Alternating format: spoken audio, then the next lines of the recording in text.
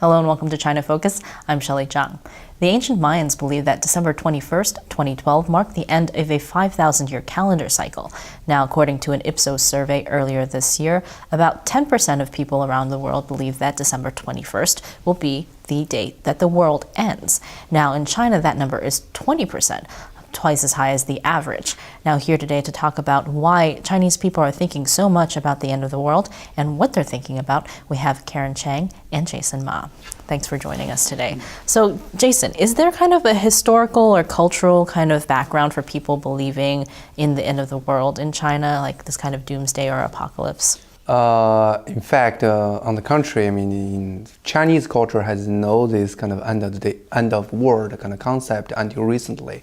It's different from kind of Western world because Western they dominate of the Christian belief. So the Bible do have this implication of end of world. There's like doomsday, judgment day. Judgment day, those kind of things. But in China, because for 1,000 years they have this Buddhism religion, and Buddhism don't really care about this world, so they mainly talk about cultivation to achieve the kind of to get to another world. So they don't care whether this world is end of day or not. So they don't have this culture. So it's new to Chinese, and so it's kind of surprising to even to me. Like 20% of people quickly kind of accept this concept. Yeah. So why are so many people talking about it? Is it just that people are more exposed to kind of like popular culture now in China? I think it is. I mean, there's the flourish of the internet. So many more people can get online and not see just what's in China, but those who are able to overcome the censorship can see what everyone else around the world is talking about. And this also gives them something else to think about outside of their daily grind, basically, going to work, coming home. This concept, I think, has prompted a lot of people to think about, if this day was going to be end of day, what am I going to do for the next 2 weeks, next month, next year, or whatever? So it gives them something to think about. So it's just kind of like a novel concept that a lot of people have been bringing up the movie 2012, in which China played a huge part. Right. Indeed, that's true. I mean, about like at end of November, the 3D of 2012 first kind of the kind of show in China. That really kind of create a kind of visual image about what is kind of underworld situation, and then that's kind of reinforced by this Maya prediction, and also the kind of a lot of some other theories pump up in the internet when all the information visually kind of materially kind of dumped to people, and people just kind of quickly get it, and of course there is kind of a social foundation behind it, and a lot of people kind of in China. Not kind of a large percentage, but a lot of kind of people in China right now do have this kind of there is no potential kind of hope in their life in China, kind of society. And although material-wise, people in China right now kind of have enough food for most of people, they have clothes, have a house, but spiritually kind of they don't have anything kind of to hand on. And this kind of group of people do have a kind of a reason to think about something started from scratch, something kind of new, something end the current kind of routine life. So this kind of unconscious kind of desire for a change also kind of make people easy to accept the concept of the kind of end of world. So when you talk about people in China are hoping for change, maybe, right. Are you talking about people who are kind of like downtrodden, like we're talking rural migrants, people who have like kind of tough daily lives? It's including those kind of people, because we run into a lot of kind of Chinese people. They do have a lot of concern about the moral kind of situation in China, the social stability, and the fix of the class of China. Basically, it's kind of a lot of policy make people very hard to move from one letter to another letter, and because of the education system, because many other situations. So a lot of people are running into the situation where they can survive without any problem. They can have food, they can have a kind of place to live, but they don't have any hope to move up. And this kind of a fixture of their life makes them feel like they hope there is change. Yeah.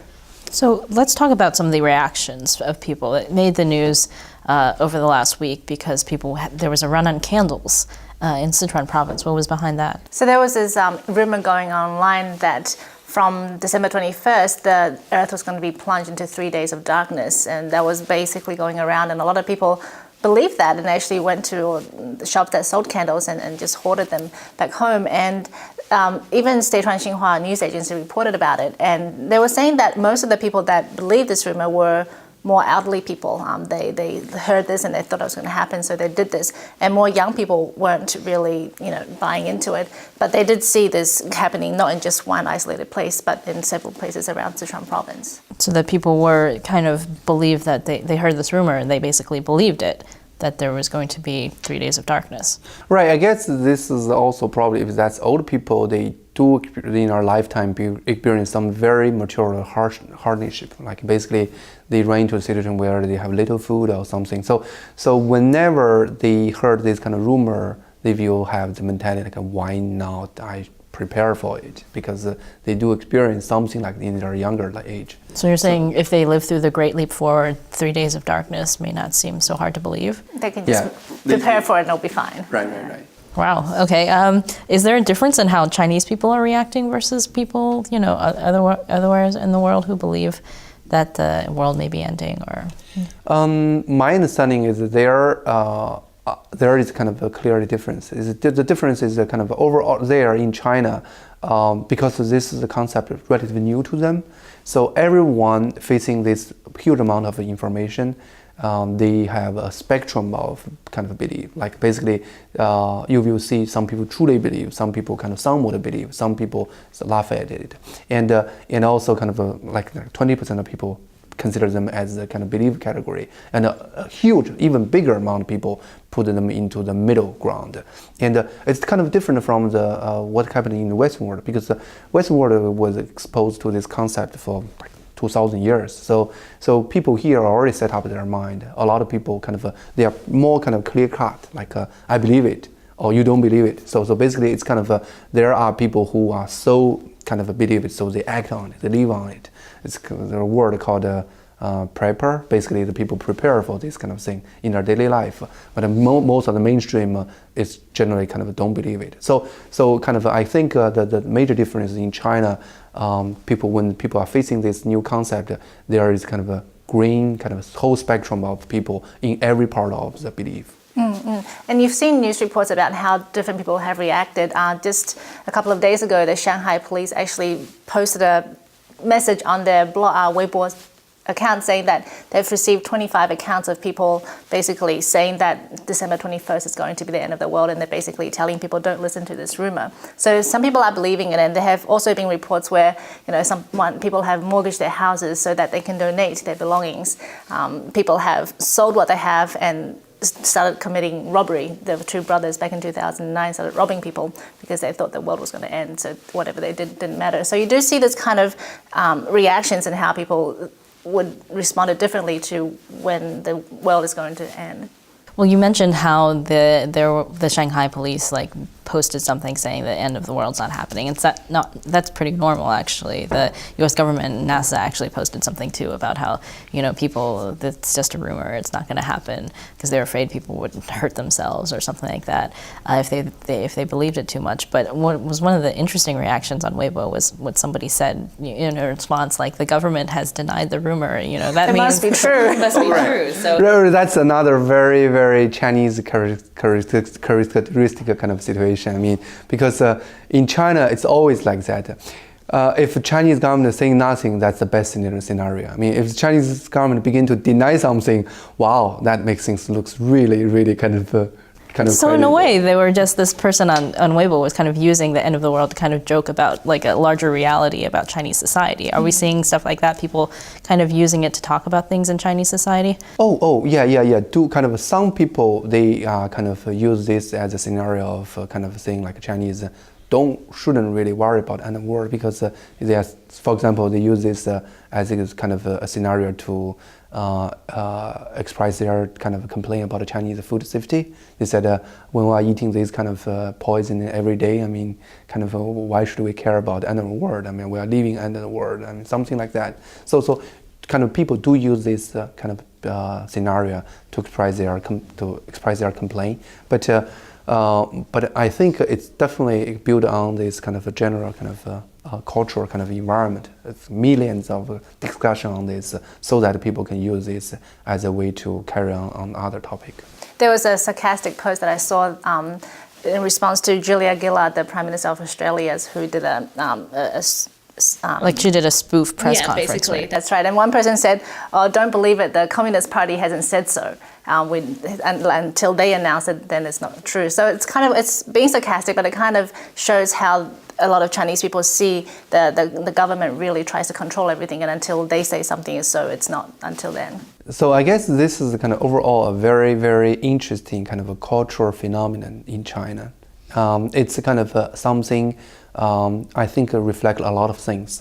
Of course, people who choose to believe in this, they have different reasons. I mean, everyone has their own reasons. Some people, and it's really kind of it's a very kind of, how to kind of say that, it's a perfect storm. It's have nothing to do with religion, because Christian religion in China is not kind of so influential. So all the previous kind of prediction, which is coming from the Bible, which is many people in China don't buy it. But this time it's about profit from Asian culture. People in China truly kind of believe something like that. They value ancient culture. Right. And also it's kind of something like a science. People talking about the reverse of the Earth's magnetic field. With science, people buy that in science. And also there is kind of prediction from the princess from Japan. And so all these kind of things click together. Even like people there is a perfect book in Chinese called Tui Tu. It's in that book they even go back to find a sentence over there talking about in Dragon Year there will be a renewal of the world. So everything clicked together, build up this whole thing, which is perfect for Chinese to accept it. People who believe in China, kind of Chinese history, who believe in Asian culture, believe in science. I mean, everyone has a reason to buy in it. So that's the reason so many people just kind of get into it. Well, it's not the end of the world yet, but it is the end of our show. So thank you both for joining us today to talk about this topic. And thank you for watching. For other topics on China, join us at ntd.tv.